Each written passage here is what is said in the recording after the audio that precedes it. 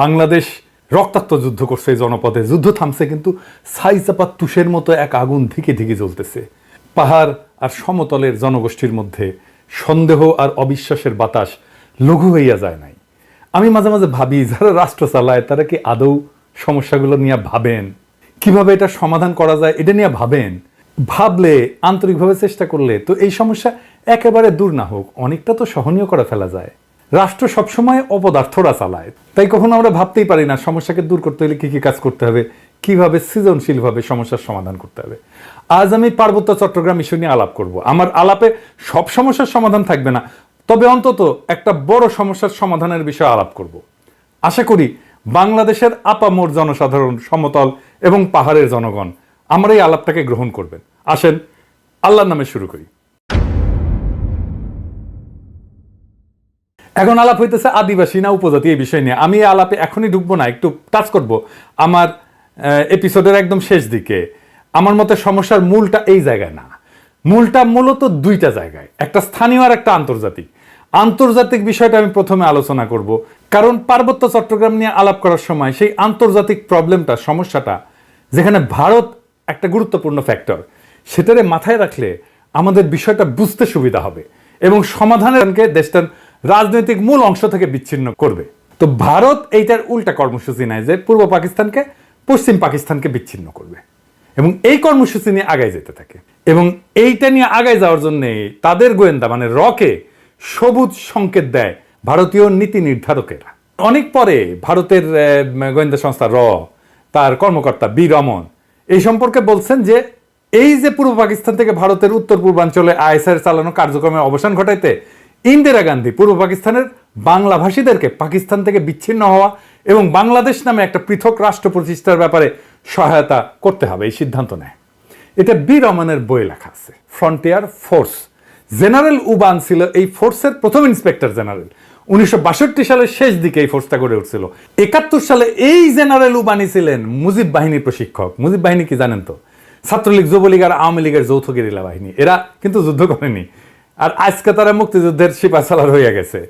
শুধু তাই না, উবান ছিল রক্ষী বাহিনীরও প্রশিক্ষক। তাইলে বুঝতে পারতেছেন তো যে ইন্ডিয়ার প্ল্যানটা কি এবং কিভাবে সে প্ল্যানগুলো সাজাচ্ছে তার আশেপাশে। এবং পার্বত্য চট্টগ্রামে যখন 71-এর চূড়ান্ত অপারেশন হয়েছিল, তখন মুজিব বাহিনী না, স্পেশাল ফ্রন্টিয়ার ফোর্স নামে ওই আনকনভেনশনাল বাহিনীকেও ভারতীয়রা পার্বত্য চট্টগ্রাম দিয়ে বাংলাদেশে ঢুকায় দেয়। এবং এই স্পেশাল ফ্রন্টিয়ার ফোর্স অনেক দিন থাকে, এমনকি 1975 পর্যন্ত থাকে পার্বত্য চট্টগ্রামে। তো এই ফোর্সের দায়িত্ব কি ছিল? যে পার্বত্য চট্টগ্রামে যে ভারত নিয়ন্ত্রিত মিজোরাম এবং নাগাল্যান্ডের স্বাধীনতা সংগ্রামী আছে তাদেরকে খুঁজে বের করে এবং নিশ্চিহ্ন করা। এখানেই শেষ না, এই স্পেশাল ফ্রন্টিয়ার ফোর্সের সাথে মুজিব বাহিনী পার্বত্য চট্টগ্রাম দিয়ে যখন অভিযান শুরু করে, এটা নভেম্বরের শেষ দিকে। এরা ত্রিপুরা রাজ্য থেকে পার্বত্য চট্টগ্রামের পানছড়িতে প্রবেশ করে নভেম্বরের শেষে।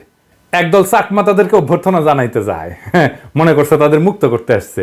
এই জন্য একটা খাসিও নিয়ে গেছিল বেচারারা। আহারে, মুজিব বাহিনী ও স্পেশাল ফ্রন্টিয়ার ফোর্স এই সদস্যদের খাসিটা নিছে, কিন্তু অভ্যর্থনাকারী সবাইকে হত্যা করছিল। তারপর তারা পানছড়ির পাহাড় গ্রামগুলোতে হামলা শুরু করে, বাড়িঘর লুটপাট করে, আগুন লাগায় দেয়, সামনে যাকে পায় তাকেই হত্যা করে এবং মেয়েদেরকে ধর্ষণ করে। তাদের হামলায় পানছড়িতে ওই দিনই নিহত হয়েছিল 32 জন নিরীহ পাহাড়ি। তারপর তারা পানছড়ি থেকে খাগড়াছড়ির দিকে রওনা হয় এবং যাওয়ার পথে 176টা বাড়িঘর জ্বালায় দেয়। 14 ডিসেম্বরেও তারা 22 জনকে হত্যা করে। এই ছিল আওয়ামী লীগের মুজিব বাহিনীর মুক্তিযুদ্ধ। এটাই তাদের কন্ট্রিবিউশন। বাংলাদেশ থেকে ভারতীয় সামরিক বাহিনী চলে যাওয়ার সময় তাদের সেনাবাহিনীর এই স্পেশাল ফ্রন্টিয়ার ফোর্সকে রেখে দেওয়া হয় কক্সবাজারে।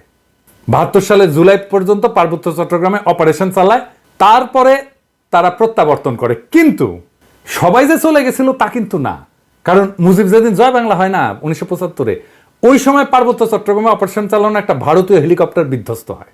রেকর্ড রে ভাই। মুজিব মূলত পার্বত্য চট্টগ্রামকে ভারতের হাতে তুলে দিছিল।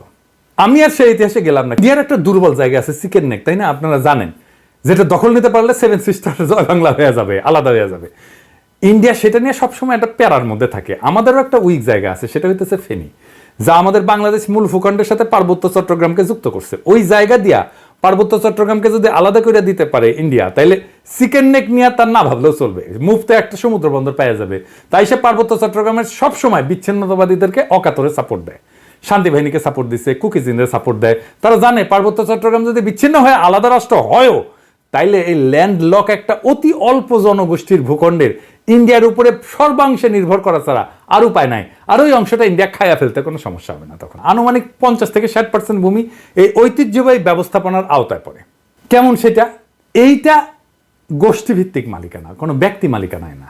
পার্বত্য অঞ্চলের প্রধান জনগোষ্ঠী যেমন চাকমা, মারমা, ত্রিপুরা এবং অন্যান্য গোষ্ঠীগুলা তাদের নিজস্ব ঐতিহ্যবাহী ভূমি ব্যবস্থাপনা পদ্ধতি অনুসরণ করে। এই ব্যবস্থায় জমির মালিকানা সাধারণত পরিবার বা গোষ্ঠীর মধ্যে থাকে। এটা একটা মৌখিক ঐতিহ্য, লেখাপড়া কিন্তু নাই, কোনো দলিল নাই। জমি ভোগ, দখল এবং ব্যবহার করার অধিকার আছে, কিন্তু সেটা আইনগতভাবে নথিভুক্ত না। জুম চাষ হয় না পাহাড়ে, এই জুম চাষের জন্য যে ভূমি সেইটা কিন্তু এই ঐতিহ্যবাহী কৃষি পদ্ধতি এবং এই ভূমি মালিকানায়। এখানে জমি ব্যক্তিগত মালিকানা না, বরং গোষ্ঠীগত মালিকানায় পরিচালিত হয়। 2 নাম্বার মালিকানা হচ্ছে সরকারি ভূমি মালিকানা। সরকার যেটাকে রিজার্ভ বন ঘোষণা করছে, এটা সরকারের মালিকানা।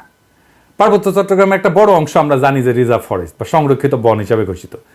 এই ভূমি বন বিভাগ দিয়ে নিয়ন্ত্রিত এবং চাষাবাদ এবং বসতি স্থাপন এখানে নিষিদ্ধ।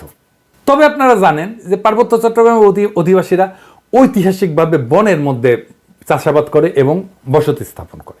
তো সরকার যদি নিষিদ্ধ করে দেয়, তাহলে তাদের ঐতিহাসিকভাবে চাষাবাদের পদ্ধতি ছিল সেটা নষ্ট হয়ে যায় না? এটা মাথার মধ্যে নাই এদের। কিন্তু এটা একেবারে বন্ধ হয়নি। এই সংরক্ষিত বন এলাকায় অনেক বসতি আছে জনগণের এবং ঐতিহ্যগতভাবে এই ভূমি তারা ব্যবহার করে। এইটাও একটা ভূমি বিরোধের অন্যতম কারণ। 3 নম্বর হচ্ছে সরকারি প্রকল্প। কাপ্তাই হ্রদ বাঁধ প্রকল্পের জন্য ব্যাপক ভূমি অধিগ্রহণ করা হয়েছিল, যা স্থানীয় জনগণের ভূমি হারানোর অন্যতম কারণ হয়ে দাঁড়িয়েছে। আমরা এই প্রসঙ্গে সমাধান পর্বে আলাপ করব। আনুমানিক 25 থেকে 30% ভূমি সংরক্ষিত বনাঞ্চলের অধীনে রয়েছে। আর আইনগতভাবে নথিভুক্ত মালিকানা, যেটা আমরা সমতলে দেখি আর কি, জমি রেজিস্ট্রি, দলিল, এটা দেখি না, এইটা পর্সা টর্সা এগুলো দেখি না, পাকা দলিল। কিছু কিছু এলাকায় ব্যক্তি বা গোষ্ঠী তাদের জমির দলিল নথিভুক্ত করে ফেলছে, তবে এটা খুবই সীমিত এবং এইটা সবসময় সমস্যাযুক্ত, কারণ অনেক জমির মালিকানার বিষয়ে সরকারি রেকর্ড স্থানীয় ঐতিহ্যবাহী নিয়মের মধ্যে তো সংঘাত আছে, তাই না? এইটা ধরেন 10%-এর মতো। এই ভূমি ব্যবস্থার